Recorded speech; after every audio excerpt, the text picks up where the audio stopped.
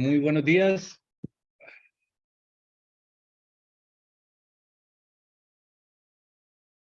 Muy buenos días a todas las personas que nos acompañan el día de hoy, martes 3 de mayo, aquí en el auditorio Jorge Colmenares de la Universidad Francisco de Paula Santander. A todas las personas que nos están acompañando desde la sala de Zoom, estamos grabando este foro para efectos de relatoría, y si ustedes nos permiten, continúan en la sala con esta grabación. Al auditorio, hacer un saludo extensivo, compartimos un poco aquí su imagen para que vean que nos acompañan, y el compañero que también nos está ayudando a transmitir, el doctor Juan Carlos Fabrica. Y bueno, queremos darle la oportunidad a nuestro amigo Hadi Lahan, presidente de la Asociación de Víctimas de la Universidad, para que nos dé una introducción, un saludo. Muchísimas gracias, compañero Hadi, el micrófono es suyo. Gracias, Carlos. Gracias, Juan. Antes de empezar aquí en la universidad, les quiero dar las gracias por algo muy importante. La Universidad Francisco de Paula Santander ha dejado de ser una universidad hace muchísimo tiempo, debido a que no cumple con los parámetros que le impone la Ley 30 para ser una universidad. Aquí no se realiza investigación, aquí no se realiza extensión, y por ende, la universidad está desconectada de la región. ¿Por qué es importante la presencia de ustedes dos, y en especial en estas fechas? Porque la Universidad Francisco de Paula Santander, al perder su carácter institucional y volverse casi que un ente privado durante los últimos 20 años, su fuerza y presencia en la región ha generado un desequilibrio de poder totalmente desmesurado. Ese desequilibrio de poder lo podemos evidenciar no solamente en que la universidad influya en las temas políticas santanderianas, sino también lo podemos ver en que influye en las dinámicas económicas de la región, las dinámicas fronterizas, y lo que es más preocupante, genera una opresión y persecución a las personas que denuncian estos hechos. Estos actos de persecución nos han caracterizado durante los últimos 10 años a la universidad. El primer caso que se hizo público de persecución política en la Universidad Francisco de Paula Santander fue el del compañero Carlos Bolívar, desde hace más de 10 años. Y desde entonces se ha generado una serie de hechos que han paulatinamente generado una zozobra y una inquietud en la confianza que hay en la región respecto a la universidad. Entonces, como presidente de la Asociación de Víctimas, más que presentarnos, les quiero dar las gracias por la preocupación que tienen respecto a la Universidad Francisco de Paula Santander. Y pues sobra referenciar las hojas de vida, pero pues Carlos Bolívar es abogado, es el delegado de presidencia ante el Consejo Superior, y también tengo el gusto de decir que es mi amigo. También con Juan Carlos Mateca tenemos el honor de tenerlo presente más allá de como asesor de Procuraduría, como una persona que está interesada en estudiarnos académicamente cuáles son los hechos que ocurren en esta región. Más allá de cuántas personas tengamos de acuerdo o lo que logremos en este foro, yo creo que lo más importante es empezar a crear academia, a ser conscientes de en qué marco estamos, empezar a grabarlo, empezar a explicar el mensaje, empezar a hacer un trabajo social.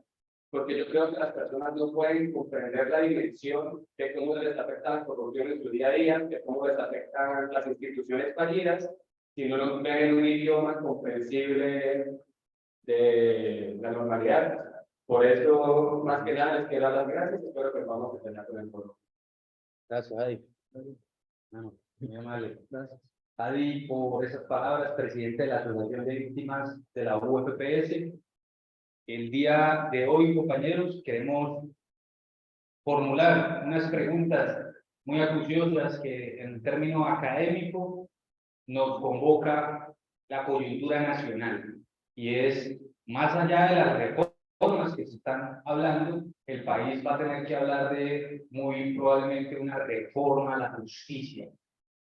Y esa reforma a la justicia hoy queremos abordarla desde lo que es la deconstrucción de la justicia a la luz del derecho penal y lo que ha ocurrido con los conglomerados económicos. Dicho eso, las preguntas que vamos a formular y que vamos a retratar en la relatoría tendrán como objetivo, tendrán como destino el Ministerio de Justicia y el Derecho. y el viceministerio, concretamente, para la restauración, es decir, viceministerio de la justicia restaurativa. Además, la Secretaría de Transparencia, por tanto que esto es un tema eminentemente de lucha contra la corrupción. Dicho eso, compañero Juan Carlos Bateca, asesor actualmente de la Procuraduría ante la Corte Suprema de Justicia, ante la Fiscalía y distintas facultades, queremos darle entonces así el uso de la palabra y vamos a compartir pantalla para que usted inicie pues la presentación que el día de hoy nos tiene preparada. Muchísimas gracias, doctor Juan Carlos Bateca, por venir usted a su alma mater después de tantos años. Cuéntenos un poco de esta historia, cuándo se graduó, cuántos años para tenerlo de vuelta. Muchas gracias. Gracias. Lo primero que todo, muy buenos días. Gracias, Carlos, por extender esta invitación, por insistir en acompañar a este bello público, estudiantado, académico, a compartir una experiencia. Como les había mencionado Carlos, soy egresado de la Francisco de Paula Santander. Creo que terminé materias en el año 2005, egresado en la Administración de Empresas, un programa maravilloso, nos permite abrir la mente. Pero el día de hoy, a mi retorno, me ha conmovido las palabras del compañero Mohamed Ali. Quiero saludarte, extender este saludo fraterno y conversar contigo acerca de un tema muy puntual rápidamente para iniciar el foro. Y es que, como es arriba, es abajo y es un principio hermético. Prácticamente tú has marcado el punto inicial para desarrollar este tema tan maravilloso como es la de construcción de justicia colombiana y el rol de los conglomerados económicos del país que influyen en la desigualdad social, en la violencia y en la corrupción. Y bajo ese precepto de cómo es arriba es abajo, fácilmente podemos deducir que la cúspide, la pirámide de las organizaciones a nivel país, como bancos, aseguradoras, altas cortes, presidencia de la República, y donde nace el poder concentrado en la división de poderes, el poder legislativo, el judicial y el ejecutivo, allí nace un contrato, y un contrato que manipula los intereses muchas veces son de estos conglomerados. Retomando el principio de cómo es arriba es abajo, así es el reflejo de algunas gobernaciones, algunas alcaldías y algunos entes territoriales del contexto colombiano. Siendo triste que este mismo contexto, este mismo flagelo de corrupción y de manipulación debe atacar necesariamente el nicho que produce las luces. ¿Cuál es el nicho que produce las luces? La academia, la universidad, el colegio. Es ahí donde radica y donde debemos fundamentar nuestra lucha para poder transformar. ¿Se transforma cómo? A través del conocimiento. Por eso, Mohamed Ali ha manifestado la persecución que ha tenido un líder. Me permito felicitar en este momento a Carlos. Yo no le digo líder, no quiere. Me asombra. Estoy sentado acá por él. No me está pareciendo. Temas más cabrosos. Entonces, bueno, retomando, quiero recordar, porque así como hoy tenemos, por la gracia de Dios, un líder sentado que nos acompaña, en mi época también existieron líderes como Carlos, que hoy lamentablemente no están. Y quizás para esa época, cuando estudiaba administración de empresas y estudiaba simultáneamente en la Universidad Libre Excepcional Cúcuta, de pronto no quise atender un llamado a ser partícipe no de una revolución, sino de un aporte conceptual a transformar la sociedad la cual nosotros estamos desarrollando academia. Y para ese año, hoy, muy recordado por un testimonio clave de un personaje del paramilitarismo. Quisiera poner en nuestras mentes que en una época la Universidad Francisco de Paula Santander contó con personas como Gerson Gallardo Niño, Edwin Ariel López Granados, Carlos Huescul, líderes que mientras yo estaba estudiando administración de empresas, colocaban un grano de arena para transformar esto que se llama cadena. No siento más, creo prudente ya entrar en materia, ¿sí?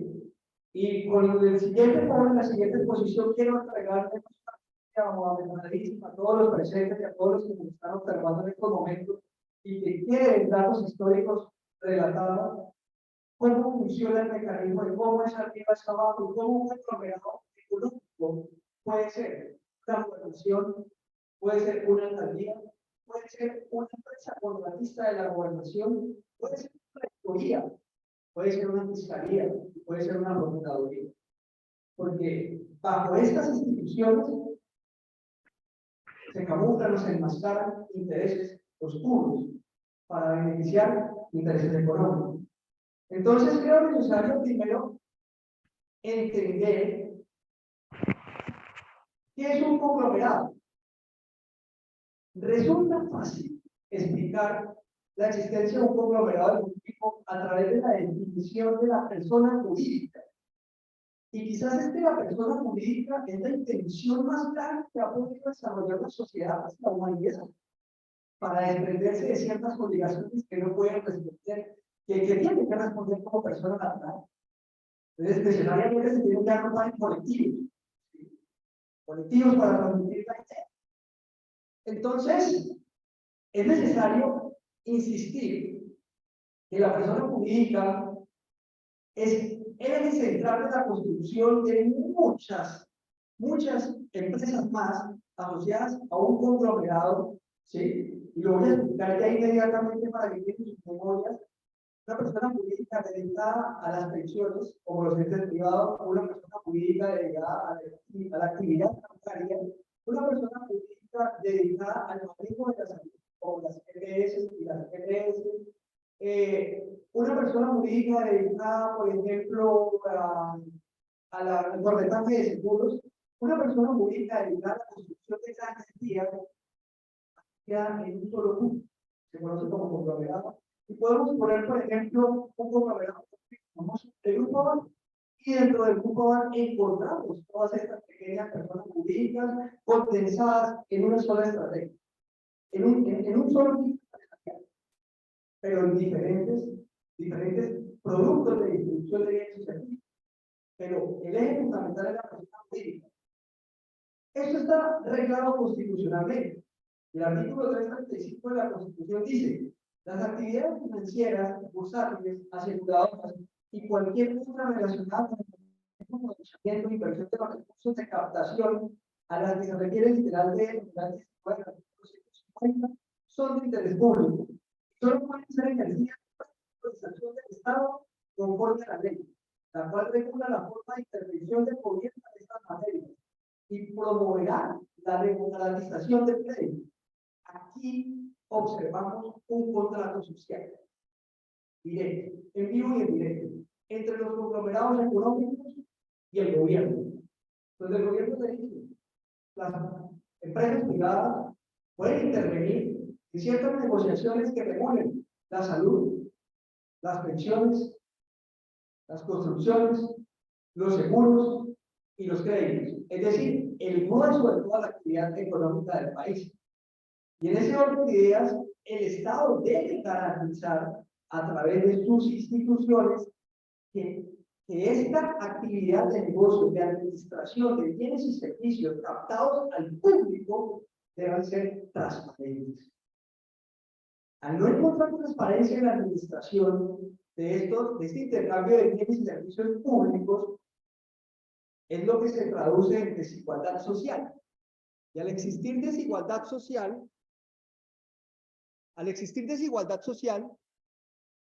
empiezan a florecer diferentes fenómenos. Y es allí donde Carlos, ayer que estábamos sentados y tomando un café, me decía: colega, entonces, en ese momento es donde nace la guerra. Claro, al existir desigualdad social, al no existir el cubrimiento de las necesidades básicas como la salud, como la pensión, ¿sí? Como el acceso a un crédito para comprar la vivienda, ¿sí? Genera desasosiego en el pueblo, los lleva a militar a otras instancias. Instancias atractivas como una revolución armada, por ejemplo. Otra instancia es trabajar bajo la ilegalidad del narcotráfico. De ahí la importancia de tener las garantías institucionales para proteger estos bienes y servicios que no pueden transgredir bienes políticamente tutelados en la actividad penal. Y ahí es donde creería yo que está la génesis del conflicto en Colombia, Carlos. Doctor Juan Carlos, para efectos de, bueno, su experiencia en la Procuraduría General de la Nación, ¿cómo opera este permiso de recaudo que a la luz de otras teorías económicas se podría llamar acumulación? Acumulación de riqueza, acumulación de créditos, acumulación de tierras y, en el caso del mercado ilegal, acumulación de armas, es decir, otras formas de violencia. ¿Tiene algo que ver estos conglomerados con esa naturaleza acumulativa y, en efecto, cómo impactan a la sociedad? En teoría, es una pregunta bastante difícil, Carlos. Decir que un conglomerado económico puede intervenir en la negociación de armas o no es bastante extenso, pero en teoría, en la práctica, es obvio, Carlos. Es obvio que los conglomerados económicos interactúan en todos los procesos negociales que le interesan al Estado. Por ejemplo, compra de helicópteros, compra de armamentos, compra de uniformes. Y hay un dato muy curioso, y a mí me parece muy chistoso, y hubiese querido aprenderlo en la academia, que es un círculo de el país está sumergido en una guerra donde tiene dos canales de distribución de narcotráfico. Lo tenemos, el paramilitarismo y la guerrilla. Es un escenario de una teoría tripartita. Es un juego escabroso, porque encontramos prácticamente la teoría de diversidad. Entonces tenemos dos canales de distribución, pero tenemos unos acuerdos con países o acuerdos internacionales que nos obligan a mitigar el flagelo de la droga. ¿Sí? Estos acuerdos internacionales nos surten, nos capacitan con economías a través de políticas financieras como el Fondo Monetario Internacional, entre otros acuerdos. ¿Sí? Ustedes recordarán que había un dichoso Plan Colombia que se trataba de entregar recursos de diferentes maneras a nuestro país para que pudiera luchar contra este flagelo de la droga. Lo que resulta curioso es que el Estado entra en un juego donde hace prácticamente un acuerdo con un grupo armado que milita con el narcotráfico, que lo permea sus instituciones, y ahorita está de moda ese tema a razón de las declaraciones que han hecho ante las personas que hace tiempo no hablaban. Y en ese orden de ideas, estos acuerdos mueven todo un mecanismo bancario, institucional, ¿sí? Para poder financiar lo que se conoce como la guerra. Entonces, claro, no es una pregunta descabellada. Sí se puede deducir más allá de cualquier duda razonable que los conglomerados económicos son los grandes ejes que financian no solamente la salud, no solamente están involucrados en temas pensionales, no solamente están involucrados en temas de construcción, sino también están involucrados en todo lo que es el proceso de nombramiento, selección de las personas claves en las tres ramas del poder: en el ejecutivo, en el legislativo y en el judicial, ¿sí? Y por ende también tienen influencias en los préstamos para el avance en inteligencia, compra de equipo para la industria armamentista, entre otros miles de negocios que puedan suscitar de estos acuerdos. Bueno, para efectos de la enseñanza crítica del derecho, aquí se convocaron estudiantes de derecho, también abogados de otras facultades, pero específicamente la pregunta es para la Facultad de Derecho. ¿Qué reflexión o a dónde nos deberíamos inclinar sobre la preocupación que nos debe a nosotros como abogados, nuestra profesión, nuestra vocación, nos debe preocupar, nos debe inquietar alrededor de, digamos, ese actuar, ¿sí? Muchas veces lícito, pero otras veces gris o ilícito, sobre la justicia. Y la justicia no solo el aparato judicial, no quisiéramos ampliarlo hacia también otras concepciones de la justicia, ¿sí? Y es lo que habíamos dicho, el tema de la tierra. Muy poquitos tienen demasiada tierra y muchísimos tienen demasiada poquita tierra. Y asimismo, pues el saber o el conocimiento, plena sociedad del conocimiento, nos planteamos cómo superar ese atraso feudal, ¿sí? Precapitalista y pues dar el paso, el salto como sociedad a que, bueno, estos conglomerados económicos como cada vez más se deben democratizar. ¿Cuál sería la participación allí de nosotros como abogados? Carlos, yo no sé usted cada vez que me hace una pregunta me retrocede en el tiempo. Unas preguntas bastante complejas. Pero bueno, vamos a tratar de organizar las ideas para tratar de llegar a buscar lo que más requiere en estos momentos del gobierno. Lo que requiere en estos momentos más que justicia es verdad. Que no puede existir justicia sin verdad. Bueno, ¿qué he podido observar durante mi paso por la academia y en los diferentes cargos que he desempeñado? Pareciera que Colombia tuviera un eterno retorno, ¿sí? Que arranca desde un hilo conductor, desde las masacres de las bananeras, se evidencian episodios similares a los actuales. Pero quisiera concentrarme en el año 1989. Ubiquémonos en ese contexto. Narcotráfico, Pablo Escobar, y algo muy importante, quizás el paso más importante para la historia de nosotros los colombianos, y es la constituyente del 91.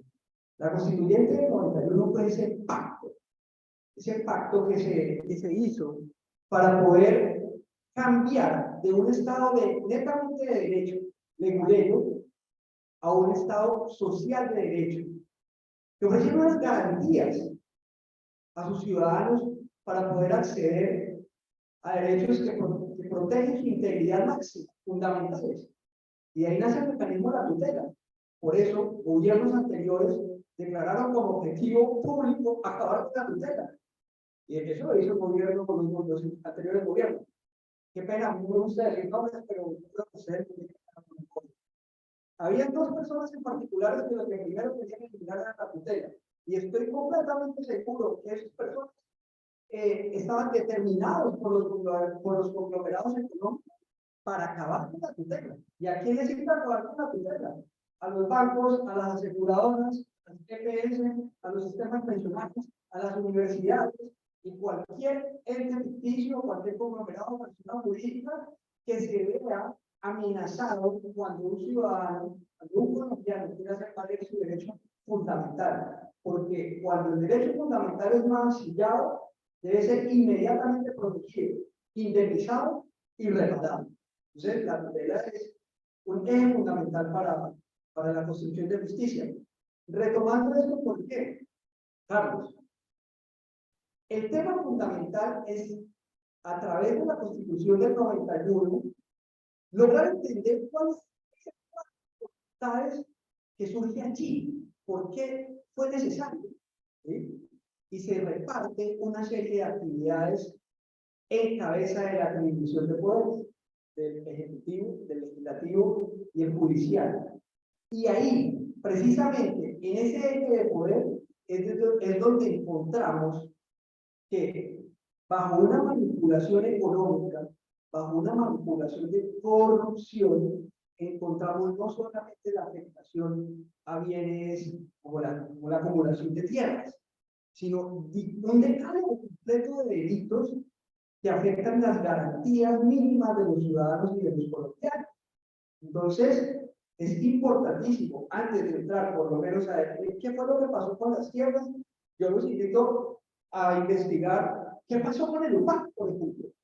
Las casas son tierras, ¿sí? ¿Cómo se hizo este fenómeno? Y es sencillo, sencillo. ¿Qué pasó con el UPAC? El UPAC fue una estrategia elaborada por dos conglomerados, ¿sí? Para poder engañar a los colombianos, ¿cierto? Y apropiarse de ese sueño que lo conocemos como el hogar de la casa. No existe en Colombia manipulación más grande para un colombiano que jugar con el sueño de la casita. Y podremos encontrarnos repetidos, ¿no? Inclusive, yo todavía sueño comprando una casa que no. Todos soñamos eso. Y los conglomerados lo sabían. Los conglomerados lo sabían. Que el sueño de los colombianos y la lucha de los colombianos era tener un pedazo de tierra donde pasar una lluvia, donde pasar el hambre. ¿Qué hicieron? Y el hilo conductor existe desde el año, por eso tomo 1989 hasta los últimos tiempos. Y se repite como el eterno retorno de Nietzsche, o de Nietzsche. Se repite cada 4 años, en un pueblo y en un contrato político. Para esa época, sacaron los conglomerados bajo una estructura de Banco de la República, entidades financieras, y para aquella época la superbancaria, hoy Superintendencia de Industria y Comercio, y más adelante se van a dar cuenta cómo es que nace la magia. Se inventaron unas suavizaciones para que los colombianos pudiesen tener vivienda, adquirir vivienda, ¿sí?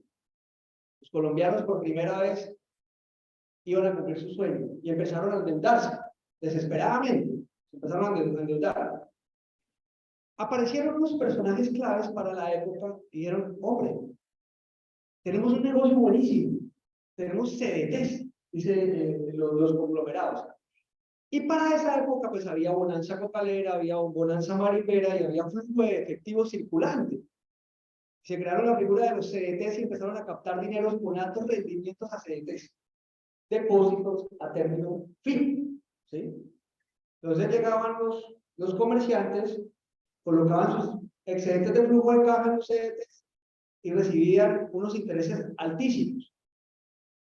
Resulta que dijeron, bueno, ¿qué vamos a hacer nosotros con todo este manejo de dinero? ¿Cómo vamos a recuperar por lo menos los bienes que dimos a créditos baratos? Y dos personajes cuyo nombre ahorita me reservo, pero que se repiten en toda la historia de Colombia cada 4 años, de 1989 hasta la fecha, y se repiten en delitos, por ejemplo, como Odebrecht, empezaron a crear un mecanismo legislativo, ¿sí?, para modificar la tasa de interés de los colombianos. Y es que la tasa de interés de vivienda ya no iba a ser modulada por el IPC, Carlos. Entonces, imagínense esa atrocidad que hicieron con el pueblo colombiano. Le prestaron a un porcentaje que le garantizaba el índice de precio del consumidor, que va ligado con la canasta familiar. Me corrige algún economista, si hay algún panelista, si estoy ocurriendo, pero creo yo que es una tasa bastante favorable que le permite una estabilidad mediana.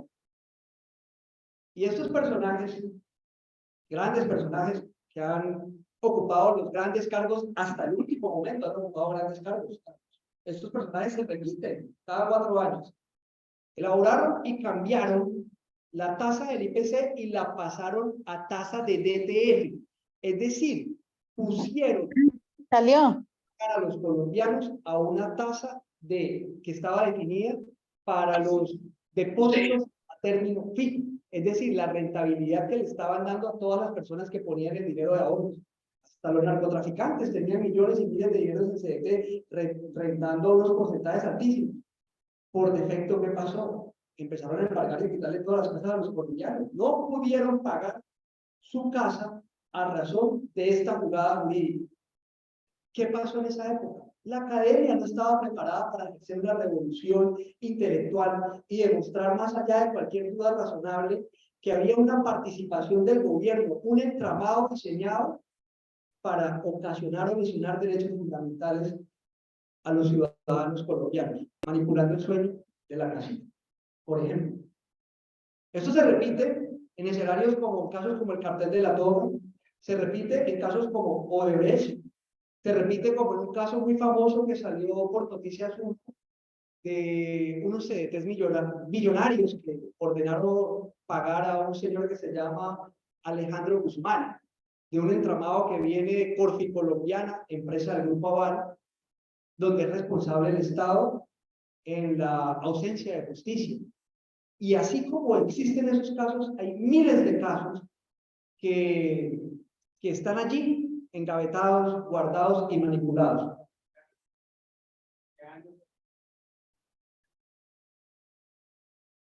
Eso empieza desde el año más o menos 1987 y así sucesivamente empieza a desarrollar. Yo realmente era muy chico cuando eso. Empecé a buscar el tema del UPAC a razón de Odebrecht, porque digamos que por algunas cosas relacionadas con mi trabajo tuve la oportunidad de analizar algunos temas con Odebrecht y dije, hombre, acá se repite y se repite y se repite, pero no solamente se repiten hechos delictivos, se repiten personajes, que es lo más triste, se repiten personajes. Y esto, pues, esto se debe llevar a la academia para que la academia, a través de sus observatorios, pueda investigar y lograr formular nuevas teorías.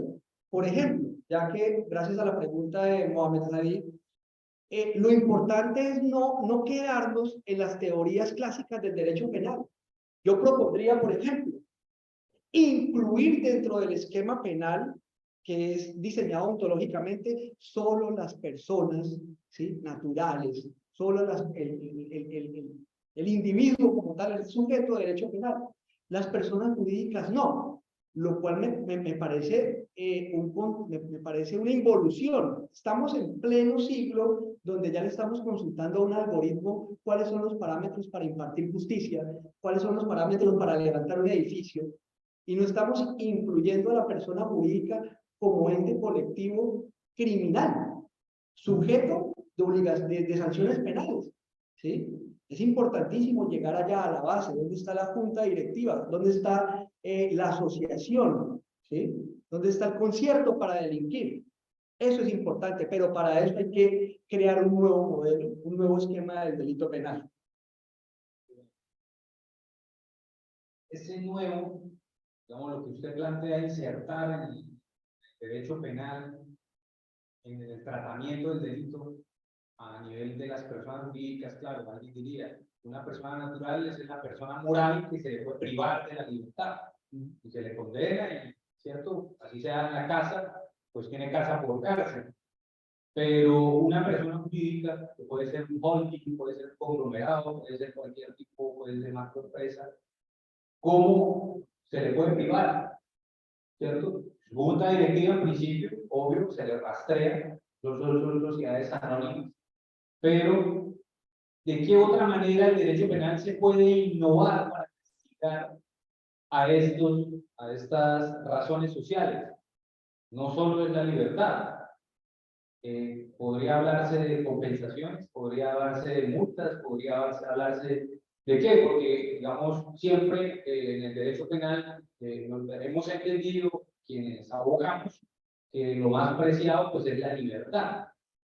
Entonces, ¿hasta qué punto el alcance o la frontera la podríamos correr para que se les prive de una libertad, ¿cierto?, utilitaria a estas personas jurídicas que no son morales, que no son de carne y hueso, pero que pues evidentemente son aparatos de poder, si lo vemos a la luz de la teoría de Jacobs o de algún tratadista penal, creo que es Rothschild, y es decir, ¿cómo podríamos innovar aquí? Una pregunta del tratadista alemán, Carlos. Sí, realmente es bastante complejo lograr elaborar todo un esquema que nos permita judicializar a la persona jurídica como tal. Pues al no en persona jurídica, creería yo que es imposible. Lo importante es descubrir o llegar a un punto cero, al inicio, ¿sí? A esa elaboración, a ese acuerdo de voluntades, a esa empresa criminal y sancionarla. Porque ¿cuál es el éxito? Y por eso tocamos el tema de la persona jurídica. ¿Cuál es el éxito de los conglomerados? Tener miles de personas jurídicas para indicar responsabilidad a sus representantes legales. ¿Sí? Entonces yo nombro representante legal de el banco a fulanito de tal, nombro representante legal de la empresa de seguros a fulanito de tal, nombro representante y así sucesivamente. Pero la junta directiva, los gurús, las cabezas, los creadores, están desarraigados de esas estructuras. ¿Sí? Es muy complejo llegar allí. Pero ¿cuál es la propuesta? La propuesta es la siguiente. En el esquema del delito penal no hay cabida para la persona jurídica por una sencilla razón, por la ontología, el estudio del ser. Es que una persona jurídica no piensa, una persona jurídica, ¿cómo la puedo encarcelar? ¿Cómo la puedo sancionar? ¿Sí? Pero realmente yo no estoy proponiendo nada nuevo. Eso está ahí en el Código Penal, está en la Constitución, está en la omisión de garante, en la posición de garante, ¿sí? Está dado para que se pueda sancionar a la persona jurídica, concretamente a los creadores de la empresa criminal, es decir, la junta directiva. Se me ocurre una idea. Si en este momento tuviéramos que judicializar todo lo que pasó con Odebrecht, realmente quienes deberían ser sancionados por esta estrategia de soborno, lavado de activos, corrupción en la contratación para vías en Colombia. ¿Quiénes? Los que pertenecen a la junta directiva.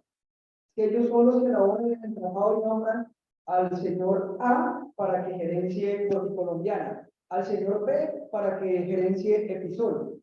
Y si se les queda un eslabón perdido, a ese lo envenenan. Así es sencillo. Así es sencillo.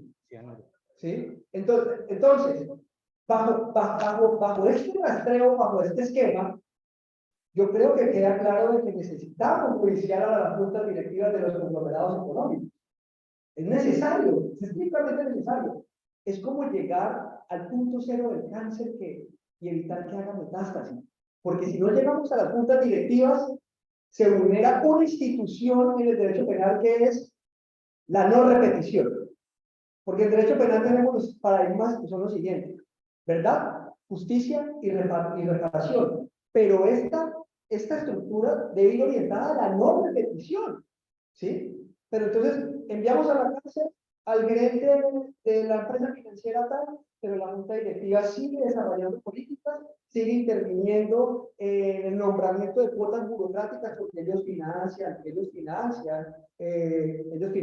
campañas políticas, no solamente nacionales, sino también regionales, y este financiamiento también da pie para los nombramientos de cuotas burocráticas y también manejo de magistrados y de jueces. Y eso lo tenemos aquí documentado con Carlos en varios videos. Dime. Esta lógica, la de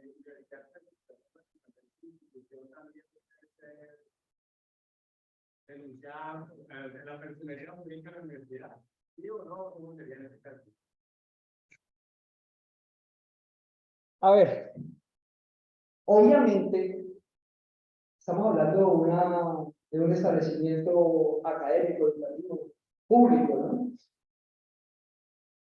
Denunciar directamente a la academia como tal es algo complejo. Lo que sí podemos construir es un método, ¿sí? Un modelo que nos permita ver, bajo lo que, como empezó este foro, bajo el principio de cómo es arriba es abajo. Si yo soy experto en revelar cómo es que funciona la corrupción a nivel de conglomerados, que más adelante vamos a ver cómo influye en el nombramiento de fiscales, en el nombramiento de superintendente financiero. Ustedes se fijan, Petro mantuvo la cuota burocrática de Santos y mantuvo la cuota burocrática del superintendente financiero, que es una figura fundamental para la estructura de derechos financieros, para que el conglomerado siga funcionando. Entonces, de esta manera, en una operación espejo, podría llamarlo así, una operación espejo, tendríamos que analizar, ¿sí?, cómo funciona traspolando la universidad como. Entonces, agarramos, ¿cuál es el ejecutivo de la Universidad Francisco de Paula? ¿Cuál es el legislativo de la Universidad Francisco de Paula? ¿Cuál es el judicial de la Francisco de Paula? ¿Cómo está estructurado? ¿Quiénes influyen? ¿Qué actores influyen ahí en el nombramiento del ejecutivo? cómo se construye el voto universal en San Francisco de Paula? ¿Cuáles son las garantías de decisión para poder llegar a una democracia que me garantice desarrollo, tecnología y una postura crítica y transformadora social para el contexto no solamente norte santanderiano, sino a nivel país? Porque nosotros deberíamos tener un observatorio de derecho que ya estuviera tocando estos temas. Para encadenar aquí, claro, estamos hablando de conglomerados económicos, pero como todo es circuito económico, pues la academia también participa de ese mercado llamado conocimiento. Entonces la universidad, al participar de ese mercado llamado conocimiento o el saber, de alguna manera tiene un antecedente y es la Universidad de Córdoba. La Universidad de Córdoba fue declarada hace poco víctima del conflicto armado porque, digamos, la violencia paramilitar arreció con mucha más fuerza que en cualquier otra universidad del país. Bueno, dicen que la Universidad del Atlántico también, pero la Universidad de Córdoba fue declarada víctima. Y si a la luz de la Justicia Especial para la Paz, una universidad, un instituto de educación superior, se puede declarar víctima, pues a la larga también podríamos abrir la puerta para que, a la luz de la paz total que estamos en clave siempre hablando, también hablemos de que hay instituciones a lo mejor que son victimarias. Es decir, que acuden a prácticas victimarias, victimizantes de manera sistemática. Es decir, que han adquirido a través de su identidad corporativa, de manera sistemática, esquemática, la victimización de sus, digamos, comunidad universitaria, estudiantes, docentes, egresados. Claro, la idea es que a la luz de esto que se está proponiendo, que es conglomerados económicos, hablemos de que pues, el saber no es que sea simplemente un mercado, algo que se adquiere y se compra. Si allá vamos, evidentemente hemos llegado, pero esa no es la idea. La idea es que el saber sea un derecho tan extensivo, tan asequible, que pues, todas las personas puedan acceder a ella sin ninguna, y la formación también didacta, sin ningún percance. Pero sí, a la larga, la deconstrucción de la justicia implica el involucramiento de muchísimos actores, sean o no del mercado pues, privado, sino también de otros tipos de circuitos económicos, como lo puede ser una universidad. Pues realmente, Manuel, muchas gracias por esa pregunta fabulosa, porque aquí nace una tesis interesante, la cual yo nunca quise abordar. No es mi interés, sino Carlos es el precursor de estos temas. Creería yo que se construye una línea paralela, ¿sí? Una línea paralela donde podemos encontrar en la cúspide, ¿sí? Los conglomerados económicos, ¿sí? Y fíjate que este foro inicia hablando con el artículo, yo soy malo con el articulado, mis alumnos nunca les exigí que aprendieran de memoria los artículos, porque esa no sirve. Ahí es que argumentar y discutir. Entonces, cuando empezó el foro, les hablé del artículo 335 de la Constitución Política de Colombia. Entonces, fíjate cómo hacemos un paralelismo, y a mí me gustaría que la docencia enfocara el estudio del derecho de manera integral. Entonces, hay un paralelismo en la Constitución, conglomerados económicos. Imagínense la pirámide de Kelsen. Ahí está la Constitución, al lado pongamos el conglomerados económicos. ¿Sí? Y bajemos. ¿Qué construye toda esta pirámide de Kelsen? ¿Cómo se construye la sociedad? En la base está la educación. Entonces, por defecto, la cúspide afecta a la base. Por eso la pregunta es tan armónica. Me siento muy feliz de que un alumno de Derecho pueda tener el discernimiento de comprender cómo funciona eso, porque ya hay un sentido orientador, ¿sí? Entonces es importantísimo tener esa imagen de cómo funcionan los mecanismos. Ahora bien, retomando, Carlos, entremos a la diapositiva, la de reflexión. ¿Sí?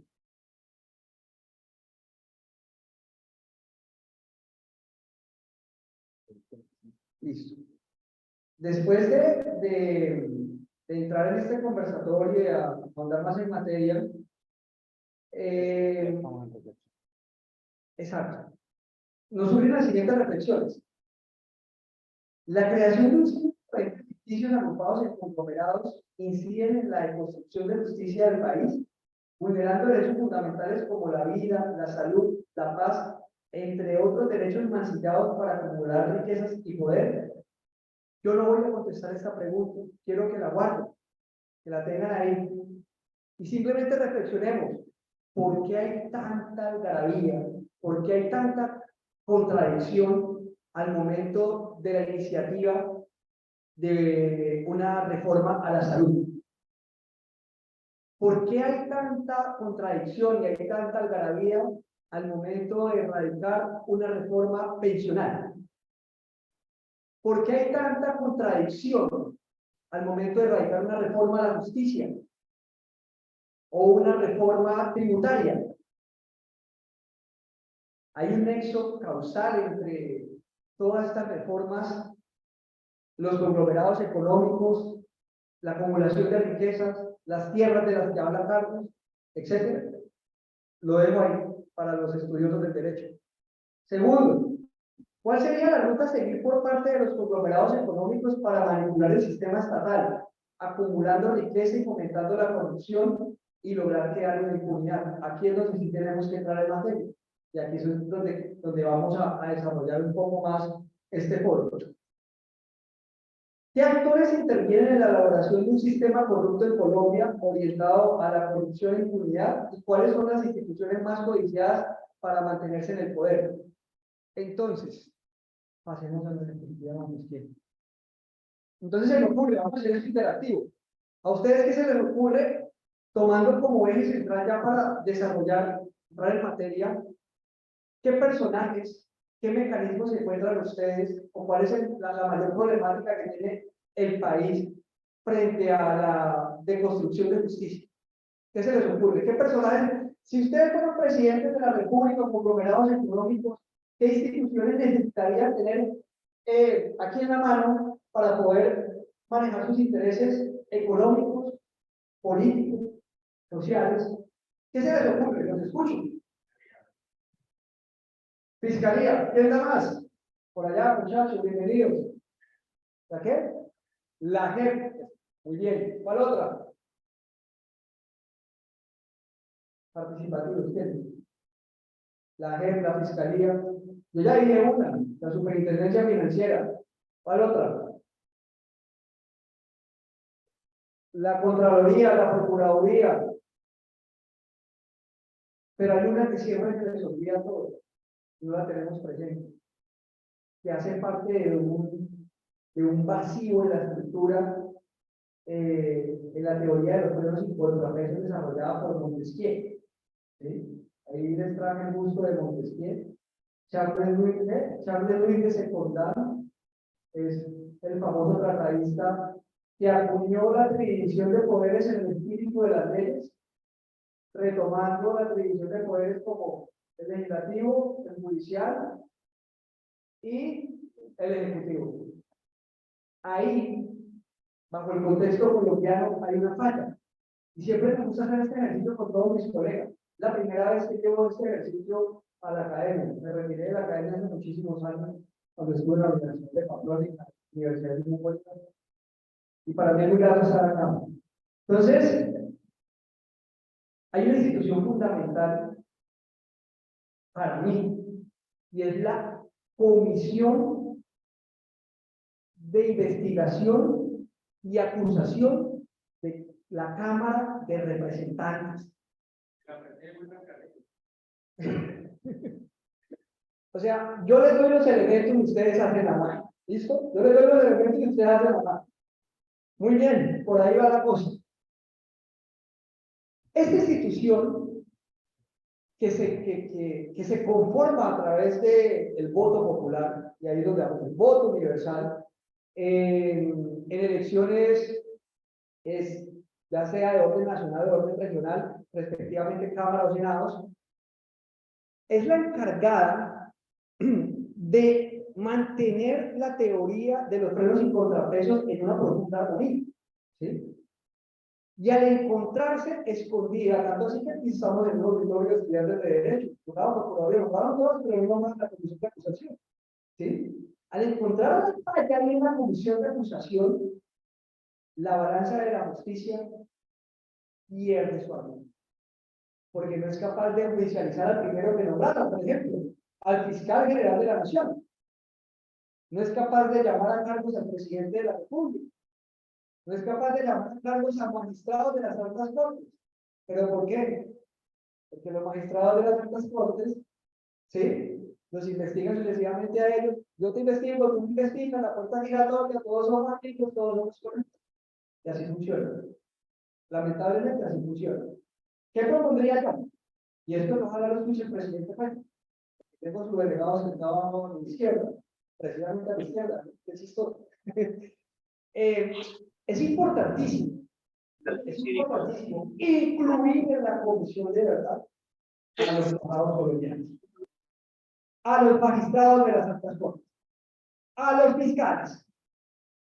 La rama judicial debe estar adscrita a una comisión de verdad, porque mientras no esté escrita la verdad a través de las cuotas burocráticas, es que las cuotas burocráticas es, oye, te voy a nombrar procurador regional, le dice congresista, porque hay que necesito que te pides ahí a ese gobernador o a ese alcalde y que me lo presione para ni por seguro. Y funciona. Entonces, por eso encontramos un pleito entre Petro, ¿sí? Y detrás de eso hay muchos problemas. Estamos hablando de fallas técnicas, judiciales y estructurales. Todavía no estamos metiendo el gran paraje lo que son las maletas que vienen del narcotráfico. Estamos hablando de los conglomerados económicos en ahora, porque ya estamos en la técnica jurídica. Entonces, Carlos, a grosso modo así es que funciona el tema. Obviamente, el aparato democrático requiere legitimidades que solo el pueblo la otorga a través del mandato popular y por eso la soberanía es mayor, es más o menos de acuerdo a la abstención. Si hay mucha abstención, pues hay poca legitimidad. Y si hay poca abstención, pues hay más legitimidad en lo que se elige. Pero los conglomerados económicos están ahí. A ellos quién los eligieron, a ellos quién les dio la herencia, ¿cierto? De, venga, administrenos la bobadita de 10 billones de pesos mensuales en los fondos de pensión o en las cesantías. Es decir, cómo ellos han heredado, en efecto, no solo las tierras, ¿sí? Que es pues el origen de la violencia, de la guerra en Colombia, y siendo Colombia un país tan rico, uno no se explica cómo no hemos sido capaces de descentralizar, distribuir bien la tierra, pero cómo esa pesquisa, ese rastro del poder y de la jerarquía de ese poder en estos conglomerados económicos se han mantenido tanto tiempo. Hay quienes dicen que esto es un tema de familias y nada más que familias, porque eso en algún momento hace 60 años se mantenía la teoría de la oligarquía partidocrática, que era que unos cuantos nobles y terratenientes se organizaban en partidos políticos llamados clubes para distribuirse esa componente del mercado de bienes y servicios. ¿Cómo hacer democrático esto? Es posible, es decir, dejar hacer, dejar pasar a lo mano invisible, a la teoría de la mano invisible aquí, es saludable para el país, es sano que sigamos en esa senda si yo quiero pues que un fondo privado nacional me administre, por ejemplo, el espectro electromagnético o las vías aéreas, las rutas de vuelo, que no sea Avianca, sino que sea Satena, porque yo el pueblo colombiano no le impongo mayor carga tributaria a Avianca por hacer una incompetencia real o un falso oligopolio, un monopolio entre Avianca y Baja. Es decir, cómo estos conglomerados económicos se les empieza a poner un escrutinio más público y democrático. Solo los políticos, que finalmente todos somos políticos, las personas naturales que vamos a terminar presas si cometemos un delito por ser personas morales. Pero esas personas jurídicas no estamos con escrutinio democrático de ninguna índole. O sea, estamos acercándonos al derecho penal, de cómo innovarlo, cómo llegar hasta esas fronteras, pero ¿por qué no acercarnos también a un escrutinio democrático y que sean ellos pues castigados o recompensados de acuerdo a su sacrificio por la sociedad colombiana?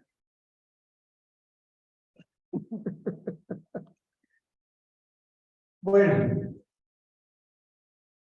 como dije en un principio, esos son actos repetitivos y sistemáticos. Si nos ponemos a analizar la masacre de las bananeras hasta la fecha, encontramos vestigios similares que repiten sistemáticamente. Que tomamos un cerco del año 1989 a la fecha, yo considero, a título personal, que allí hay un salto de bandas criminales, cartel de Medellín, cartel de Cali, ¿sí? Una propuesta sobre la mesa que es la constituyente, ¿sí? Y sí, y ese es el pacto, se hace ahí de familias que se vinieron construyendo durante muchos años para manejar el poder, ¿sí? Pero el mecanismo en sí está arreglado jurídicamente en la Constitución, ¿sí? Pero el ejercicio es otro, ¿sí? Apelando al realismo mágico de Gabriel García Márquez, que es un recurso literario impresionante, Gabriel García intenta explicar miles de episodios políticos, sociales, económicos y emocionales de lo que representa nuestra cultura bajo una máscara que se llama realismo mágico, porque lo sostengo y sí me gustaría que esto quedara grabado, y es, si Gabriel García Márquez hubiese conocido la tutela, no hubiese escrito bajo el realismo mágico, hubiese escrito un realismo salvaje, porque estaba habilitado para decir la verdad. No le tocaba esconderse detrás de un recurso literario como hacen miles de escritores, ¿sí? ¿Por qué lo digo? Porque así como se manipula el sistema en la cúspide con los conglomerados económicos, que son grandes transacciones que se hacen a través de los préstamos, ¿cierto? Para las campañas electorales. Y los acuerdos que se hacen, yo te voy a desembolsar X cantidad de dinero vas a ser el congresista, representante de la Cámara, vas a ser el senador. Claro, ahí yo estoy entrando de una vez, estoy permeando de una vez a hacer una relación bilateral como programa económico de un congresista que puede promulgar leyes que me favorecen. Número uno, estamos claros de izquierda. Entonces, ahí tenemos la cosa. Vámonos a la masa, a nosotros, como dicen los de a pie, como dice la vicepresidenta, ¿cómo es que dice la vicepresidenta? Los nadies. Ahí nace toda una estructura. En Colombia, muchos de nosotros votamos por AMLO, ¿sí? Muchos de nosotros votamos por 50.000 pesos el día, un sándwich, un sancocho, y así vamos subiendo, como si estuviéramos estratificados. Entonces está el que vota por el sancocho, el que vota por los 50.000 pesos, el taxista que vota porque le paguen el jornal para transportar los votos, vamos subiendo, entonces ya entramos a los intelectuales. Entonces, ya, voto por la cuota burocrática. Mismo familiar, que lo pongan en la diáspora, que lo pongan en la fiscalía, que lo pongan en la gobernación, que lo pongan en el hospital. Y así se va generando una estructura de negociación, paso a paso. Y podemos llegar a la cúspide. ¿Sí? Ahora, eso hablando coloquialmente. Sistemáticamente podemos pasar a la siguiente diapositiva, que no se vayan a contar con lo que vamos a ver. Mira, las ramas del poder público. Como les había dicho, tomamos como ejemplo el conglomerado, la cúspide, y ahí encontramos un millonario que ustedes conocen, que es dueño de un holding empresarial bastante robusto, se llama Grupo Aval. Ustedes lo ven en conversaciones con el expresidente Uribe, como si fuera tu consejero directo. Pastrana le entrega el poder a a Uribe, Pastrana prácticamente es un eje central de todo el entramado de los conglomerados económicos, noticieros, intentó hacer una reforma, fue un gobierno bastante importante que requiere mucho estudio de ustedes como abogados. El gobierno de Pastrana es un gobierno realmente, que diría yo que escabroso. Como ustedes ven en la diapositiva, en la otra diapositiva, ahí están en una sesión, creo que es una sesión de la Cámara de Representantes.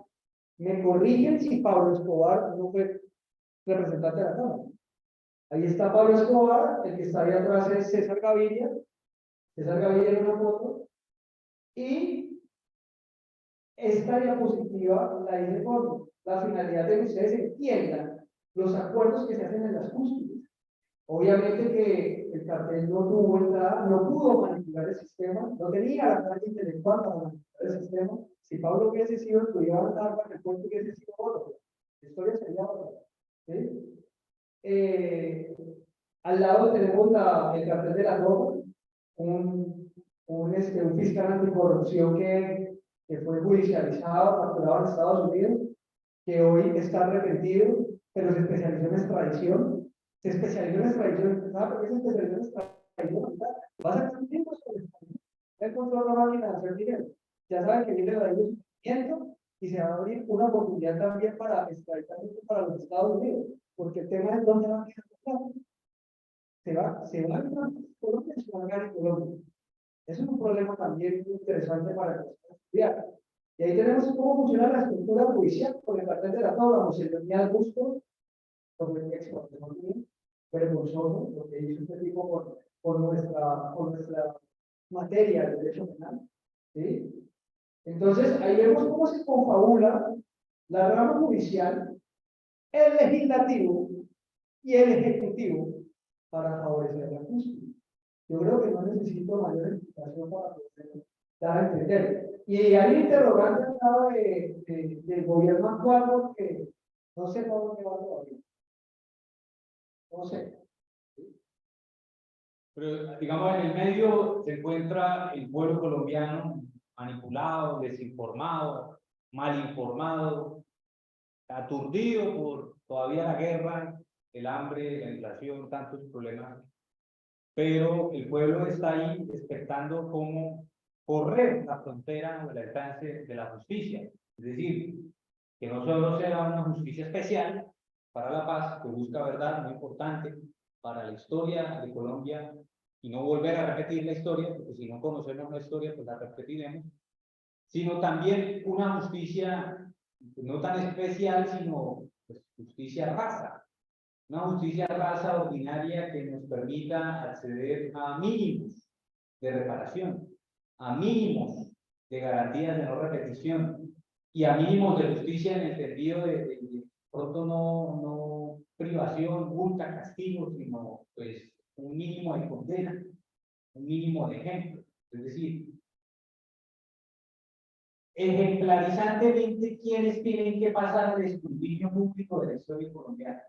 Porque la verdad del discurso allá pagando cárcel en Estados Unidos es una cosa, pero otra, los conglomerados que ahorita tienen cuentas en paraísos fiscales, que no pagan tributos en Colombia, que no contribuyen, ¿cierto?, al desarrollo económico real de nuestro país.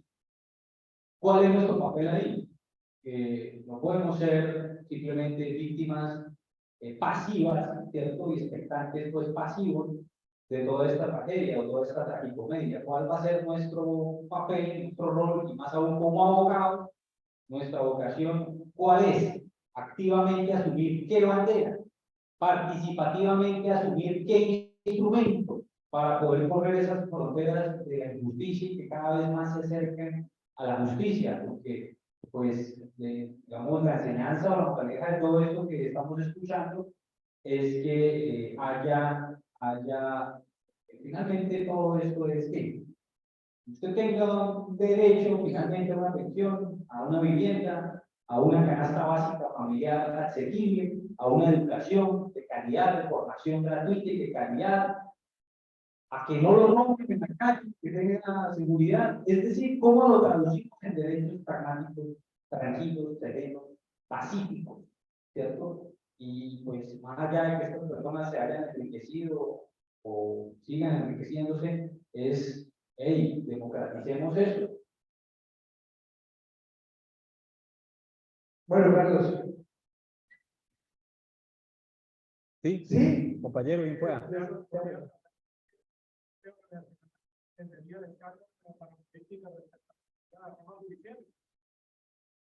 La pregunta concreta es, la parapolítica, en este caso, ¿qué relación tendría igualmente con lo que serían las ramas judiciales? El tema anteriormente. vamos, ya, esa pregunta está dentro de la planteada por Carlos, ¿sí? Porque lo que entiendo, Carlos, es cuál es el paso a seguir para que exista justicia, igualdad, equidad social en Colombia, ¿sí? Para que estos eventos no se presenten, ¿sí? Obviamente, la parapolítica es un tema bastante importante. Creo que la persona que empezó a revelar todo lo que pasaba con la parapolítica y anunciarla fue nuestro presidente Gustavo Petro, si no estoy mal, ¿cierto? ¿Sí? Entonces, en ese orden de ideas, la parapolítica es uno de los inicios, no hablemos de inicios, es una apuesta. La parapolítica es una apuesta fundamental, es un eje social histórico que revela que hay un contubernio, una asociación entre conglomerados económicos, cárteles, ejército, fuerza pública y todo, para manipular un sistema económico a favor de unos intereses colectivos de ciertas personas. En causa de los temas que tú dices que los clubes, por ejemplo, el Club Nogales nos salió a resaltar que allá en un centro de reuniones donde se fraguaban todos estos hechos que afectan la justicia, la deconstruyen la justicia colombiana. Y para aterrizar más en el contexto, lo importante para hacer parte y generar una fuerza que transforme la situación que tiene para, el país en la situación tan difícil que padece en estos momentos, es la academia. Por eso estoy acá sentado, porque la academia es la base fundamental para entender qué es lo que está pasando y a través de la academia podemos encontrar las herramientas para mitigar, para denunciar o para corregir estas situaciones que se presentan en el país. Entonces, por ejemplo, analicemos la siguiente diapositiva, la que viene, Carlos. Aquí hay una denuncia importantísima, que es una denuncia pública del presidente. Ahí está. Ahí dice. La denuncia dice, de acuerdo a las confesiones de hoy en el caso Odebrecht, el Grupo Aval es una plataforma de lavado de activos y corrupción. El abogado del Grupo Aval es el actual fiscal general de la Nación y busca desesperadamente su impunidad. Los sobornos son la cúpula uribista, santista y liberal. Esto es un trino que habilita para uno directamente indagar en qué es lo que está pasando.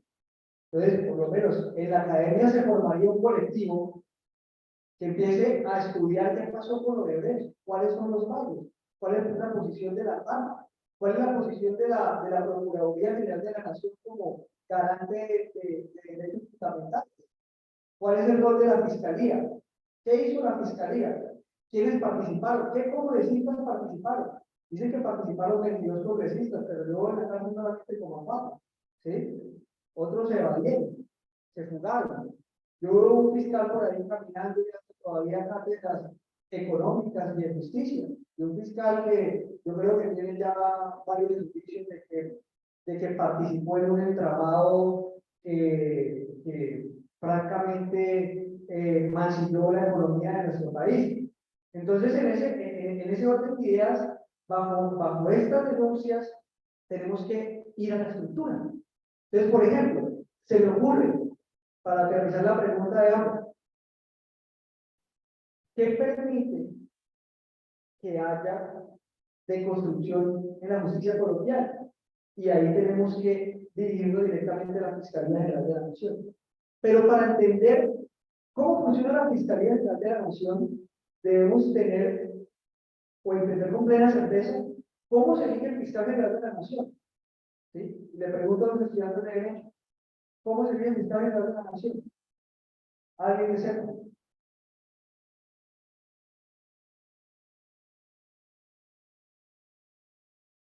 ¿No? ¿No hay respuesta? Bueno, el fiscal general de la nación se elige de una terna, ¿cierto? Que presenta el presidente de la República, ¿cierto? El presidente de la República presenta una terna ¿a quién? A la Corte Suprema de Justicia. Por eso les decía la importancia de la comisión de acusación de la Cámara de Representantes, ¿sí? Por eso les decía, es importante la definición de poderes, es importante leer lo que les quieren. Cuando yo el primer año de derecho, el profesor Juárez y el profesor Flores, ya en el Oriente Eterno, me decían, estoy afligido, colega. Yo decía, ¿por qué? Ya nadie quiere estudiar historia. Y encontraba compañeros míos que decían, ¿qué más me voy a estudiar historia? La historia es importantísima porque la historia se repite y se repite. Y solamente la historia nos da las luces para poder investigar. Por eso dentro de la investigación están los datos históricos, es como importancia. Entonces, retomando el tema, encontramos como hecho repetitivo que cada 4 años hay un negocio entre diferentes empresas donde le dicen, venga, ejecutivo, le voy a financiar tu campaña presidencial, ¿sí? Pero vea, yo hago unas cosas anómalas. Yo necesito que usted me colabore en ciertos temas. ¿Sí? Ciertos temas es, una, que se me ocurre sería la elección del fiscal. Usted me tiene que poner ahí en la lista ciertos fiscales y exponérselos a la Corte Suprema de Justicia. Y la Corte Suprema de Justicia, en sala plena, debe elegir el destino del ente investigador más importante de Colombia. Vamos a recordar la elección de nuestro Humberto Martínez Neira. Me parece interesante, te acá la pregunta. Nuestro Humberto Martínez Neira es una terna que presenta al presidente de la República, me corrigen, creo que fue Duque, ¿cierto? ¿Presidente Duque? La presenta al presidente Duque, presidente envía su documentación, lo respectivo, a la Corte Suprema de Justicia, sala plena, y ahí es donde está la corrupción, ahí es donde empieza a moverse todo el aparato, ahí empiezan las cosas burocráticas, los sustanciadores, cargamaleras. Jefe, llegó la hoja de vida de los demás, entonces ahí empiezan a vender los favores. ¿Quién es el fiscal? ¿Cuál es el de los intereses? Ese sustanciador o esa cuota burocrática que está ahí en el tribunal viene recomendado por un congresista, o viene recomendado por un diputador, o viene recomendado por un político ramonal de y escala. Y ahí empieza todo. ¿Qué más? Entonces empiezan a reunir, luego vienen las comidas, las sesiones. Entonces se reúne la magistrada que dice, ay, me presentaron la hoja de vida tal. Oye, vos tenés una investigación como magistrado tal. Uy, sí, a mí me sirve fulanito. Y empiezan a asignarse los consensos. Los consensos. Me sirve fulanito. Y en la última elección que obtuvimos, en la última elección, tuvimos la terna de nuestro Humberto Martínez en la presidencia de Margarita Cabello como presidenta de la Corte Suprema de Justicia y 12 votos que eligieron a nuestro Humberto Martínez Neira como fiscal general de la Nación, siendo nuestro Humberto Martínez el escudero número importantísimo del país que se conoce como el Grupo Aval. Los antecedentes nos apuntan que el poder económico es tan sólido y tan eficaz sobre sus intereses puntuales de proyectos, de negocios, etcétera, que a la larga los jueces, que son en principio servidores públicos muy bien remunerados para que no caigan en esa corrupción de miles y miles de millones de pesos en coimas, en sobornos, pues están presos de otra cosa más, y es la violencia. Como el aparato mafioso, violento, criminal, la historia, intimidó, acorraló, amenazó, secuestró familiares y finalmente obligó a fiscales, magistrados, jueces de la República para lo que hoy se ha hablado desde hace unos días, que es la impunidad. Sí. La impunidad es una palabra que ha venido siendo repetida solo para efectos de que el guerrillero, analfabeta, pobre, violentado, muy seguramente también es asesino, pero que tuvo una familia asesinada, pues ¿para qué cárcel? Entonces, impunidad es que él sea analfabeta, pobre, miserable, no llegó a la cárcel, eso es impunidad. Pero no es impunidad, pues, que los más privilegiados, que eso se puede medir en una tabla económica de índice de desarrollo humano, ¿sí? Hay varias maneras de medir el per cápita de una persona, el desarrollo humano de una población, de un sector, o de capitales, incluso en algunas regiones del país que han sido beneficiadas, como de alguna manera han obtenido más impunidad, mayores niveles de impunidad. Entonces, ¿qué mensaje le estamos dando a esa generación de abogados, futuros abogados, que ven cómo de alguna manera ese aparato está fallido o se muestra fallido? No porque sean personas corruptas, ¿no? Sino porque son seres humanos que sienten miedo a que sus familiares sean amenazados, secuestrados. Y esa es justamente el karma y la condena que tenemos que romper nosotros como profesionales, ¿sí? Como personas que pasan por una universidad, y más aún ustedes, estudiantes de Derecho, que tenemos que contribuir a esa cultura de paz. Cuando el presidente habla de paz total, no está hablando de un capricho, pues, para silenciar y someter y aquí tapen, tapen. No. La paz total obedece al nuevo paradigma que el pueblo colombiano tendrá que asimilar, adaptar y sobre todo asumir, si queremos pasar la página de que como generación víctima no le traslademos más violencia a nuestros hijos y a nuestros nietos. Esa es la tarea y ese es el desafío de la paz total, y es poder saltar cualitativamente la historia de Colombia después de tantísimos ríos de sangre, después de tantísimos libros de víctimas y victimarios, para por fin decir que somos un pueblo pacífico, en convivencia, que escucha, dialoga, no se matan, no se disparan, no se asesinan, no se violentan. Esa es finalmente una de las reflexiones que nos gustaría a ustedes trasladar de estudiantes de Derecho, que yo estuve así como ustedes, así estuvimos como ustedes estudiando Derecho en esta universidad. Y si hemos visto cambios, queremos ver más. Queremos ver más porque han pasado 10 años desde que yo inicié en la universidad, 13 años, y no hay fundamentalmente, sustancialmente, un cambio en la cultura, como por ejemplo se le habla a las señoras empleadas del aseo de la universidad, o cómo se le habla a los senadores de la universidad, o cómo se le habla a los catedráticos de la universidad que ni siquiera tienen derecho al voto en la consulta para rector, o cómo se le habla a los trabajadores de UPS de la universidad. Es decir, hay un discurso violento, sistemático, que se ha sostenido durante 13 años y que se tiene que sostener si quiere mantener el poder los contratistas proveedores que se gastan 3.000 millones de pesos al año para poder arreglar un baño que no necesita ser arreglado, pero que hay que arreglar porque esa es la manera de legalizar plata. Entonces, compañeros, acá hay tanto de largo como de ancho, como de fondo, como de alto. Si lo que queremos con este foro es que ustedes se inquieten y movamos las fibras de por fin empezar a plantear preguntas útiles para la sociedad y para nuestra misma formación en derecho, pues empecemos a asumir la práctica de la justicia y del derecho en lo más próximo e inmediato, y es nuestra universidad, nuestra clase o nuestra aula, nuestra cátedra, nuestra materia, que tenemos que pasar semestre a semestre, pero que muchas veces pasamos, pero ella no pasa por nosotros. Esa es una invitación a que empecemos a ponernos más serios y a que nos pongamos en una postura. ¿Cuál es nuestra postura? Porque usted puede pensar distinto a mí. Bienvenido sea el pensamiento diferente.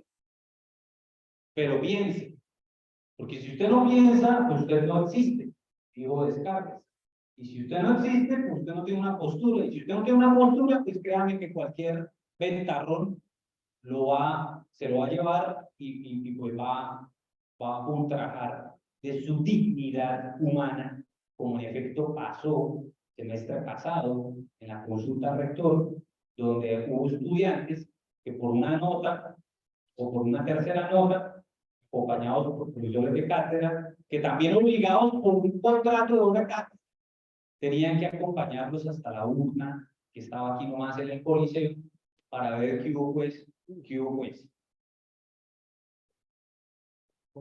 Entonces, yo creo que nos gustaría de verdad, yo sé que todavía hay un poco más, pero nos gustaría de verdad escuchar, porque es muy importante que en este foro, retroalimentado la relatoría que vamos aquí a elevar y que, como ya les dijimos, va para el Ministerio de Justicia y Viceministerio de Justicia Restaurativa y Secretaría de Transparencia, pues los estudiantes del derecho, los futuros abogados, operadores de la justicia y litigantes nos ofrezcan más preguntas inquietantes. Don Juan Carlos, por favor.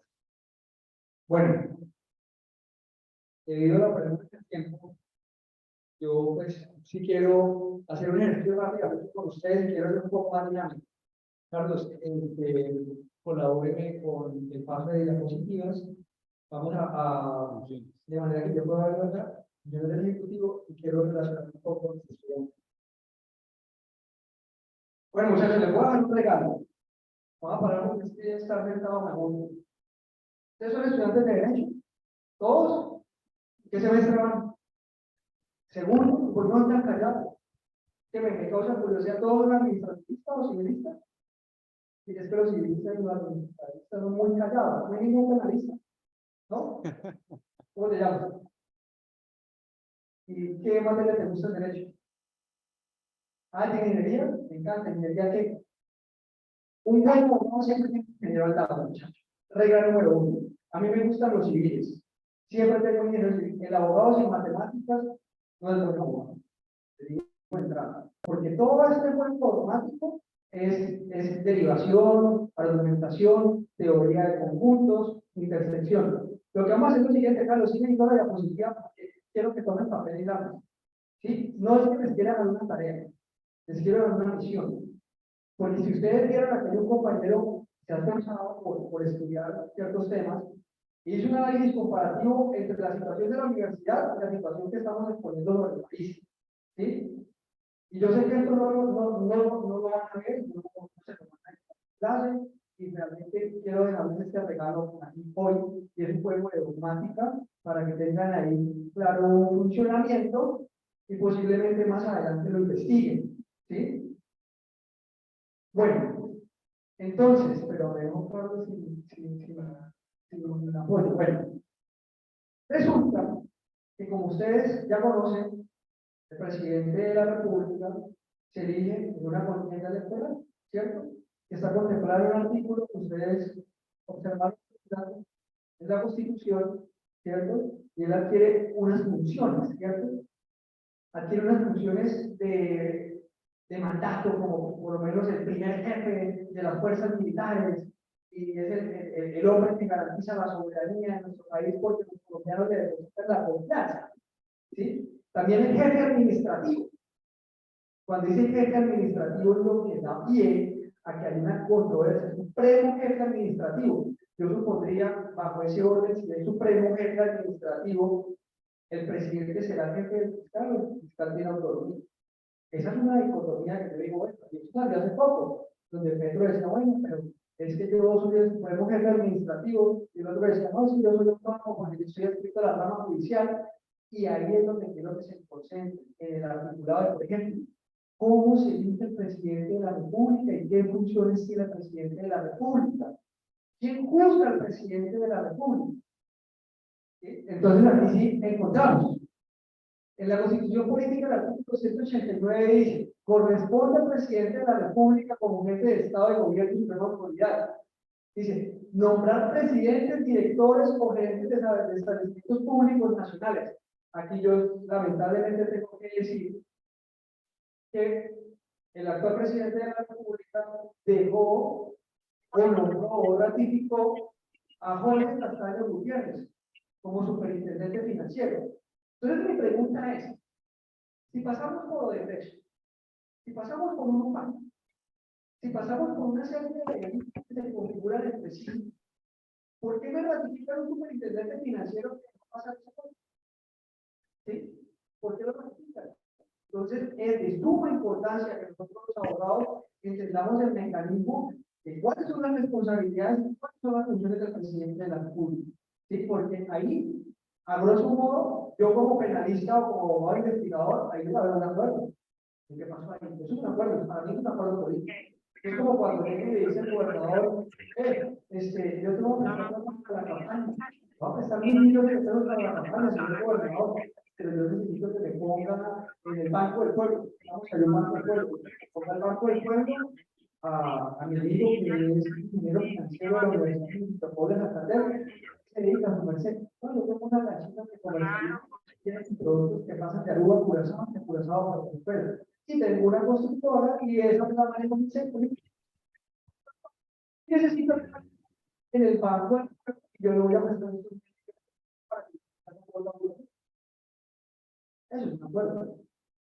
Estamos estructurando. Acá me están notificando algo que también me gusta desde el punto de vista personal. Entonces, es sumamente necesario entender la estructura del presidente de la República. ¿Qué funciona? Ahora, ¿quién investiga a quién?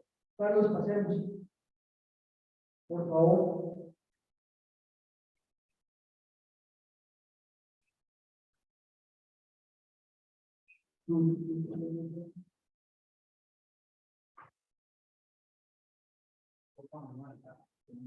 Bueno, para no perder el hilo conductor. Entonces, si el presidente de la República comete errores, ¿quién investiga? Yo les pregunto, ¿quién investiga?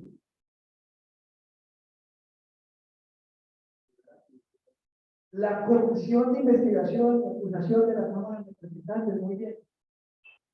Vamos a traer un caso a colación. ¿Quién ha sido el presidente que más habrá llamado en la Comisión de Investigación y Acusación en los últimos 50 años del país? Bien.